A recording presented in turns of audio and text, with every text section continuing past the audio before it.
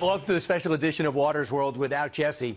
Marking President Trump's first 100 days in office, I'll be Brian Kilmeade throughout the show, in for Jesse Waters. Since taking the oath, Mr. Trump has tackled his campaign promises head-on, including confirming a Supreme Court justice. You know that already. Reforming our tax codes, that came out this week.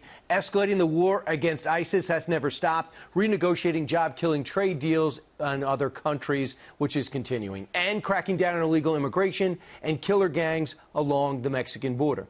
And according to our own Fox News poll, 62% of all voters think he's keeping his America First promise, the most famous of which is probably building the big, beautiful wall. Now, from that day, Donald Trump came down the tower escalators that we all watched. He's been laser focused on securing our border. For example, I will build a great, great wall on our southern border, and I will have Mexico pay for that wall. Mark my words. Meanwhile, this should not have been much of a problem, even for Washington. After all, in the past, Democrats agreed to secure our border, and they said it was paramount, twice getting funding to build a barrier. The bill before us will certainly do some good. It will authorize some badly needed funding for better fences and better security along our borders. Secure our borders with technology, personnel, physical barriers. But they never finished the job. Twice they had the chance. And now Marine General turned Homeland Security Secretary John Kelly is taking over. He saw the need himself. I think something in the neighborhood of 100 companies from across the nation have shown interest and are starting to put together their prototypes. Something funny happened on the way to building that wall. Politics and hypocrisy. Senator McConnell wanted me to negotiate the wall with President Trump. I said to him two things. First, it's not a negotiation, no wall. And second, I said only you can persuade him that he shouldn't do the wall because it'll cause a government shutdown. Look, Democrats have always been for border security. We just think the wall made no sense. Really? No sense? They voted for it in the past. Instead of building a fence, why not do something that works? The money was allocated, but they never finished the job. And it wasn't enough money. The problem this time is President Trump's vision and potential victory. Senator Schumer and Leader Pelosi are panicked about possibly allowing this president to fulfill his promise. The president, I think, talking about this wall, is expressing a sign of weakness. He's saying, I can't control our borders. I have to build a wall. Right. Building a wall. You're so weak. It's so traditional. Bad idea. For example, how weak did the Chinese look when they built that wall? Look how weak they were. And were the Israelis cowering when they built this wall on the West Bank? Oh, by the way, it stopped the scourge of suicide bombers almost to the day it was completed. Now, in an effort to avoid a government shutdown by Democrats, the president paused the wall temporarily, but says he's not backing down in the long term. The wall is going to get built, and we're setting record numbers in terms of stopping people from coming in and stopping drugs from coming in.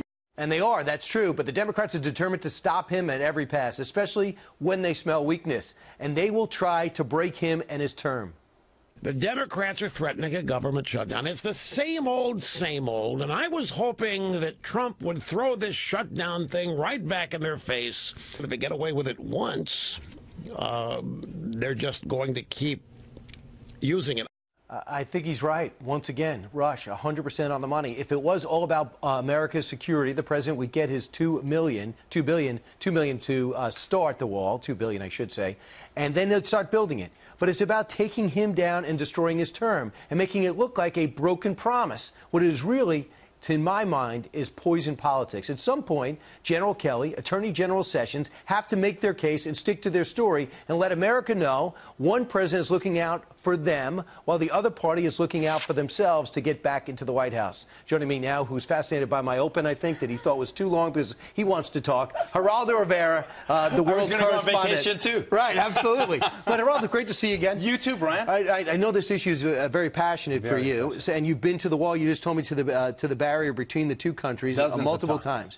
So is this about politics? Am I wrong or am I right? No, it is about politics, precisely. It is about tone. I think that objectively, intellectually, my 11-year-old said that, Dad, don't countries have fences to divide one from the other? It's a logical thing. It's a traditional thing. Why not? Here's the problem, Brian. The president has made it an us against them kind of situation with Mexico. We're going to build that wall whether you like it or not, and you're going to pay for it. Why have that kind of tone now that he's elected. I could see how he could use it, and effectively so, to harness the energy, the Brexit energy, the Marie Le Pen energy, we've got to protect ourselves against the scourge, to use your word, of documented workers and possibly drugs and terror. Undocumented but unmonitored crossings.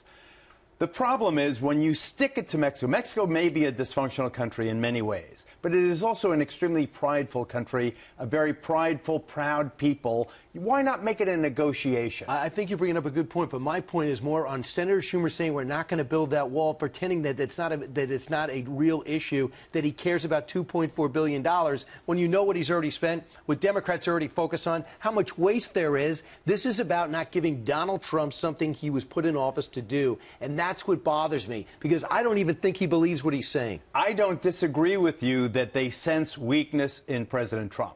Even Mexico is now saying he's a poker player who is bluffing with a pair of deuces in his hand. But you talk to Mexico in a sober way, in a way where one sovereign speaks to the other, as the now. But we don't need Mexico's permission. NAFTA. Just build it on American soil. Why not get Mexico's permission? Why not say, let's make this a negotiation? For example, you have 11 million undocumented here who send remittances to Mexico, and the threat is we're going to tax the remittances that the undocumented are sending to their families in Mexico. That is international trade. Why not make that part of a negotiation? Why not have a tax on it? Why not let Mexico charge if they want to for people to visit?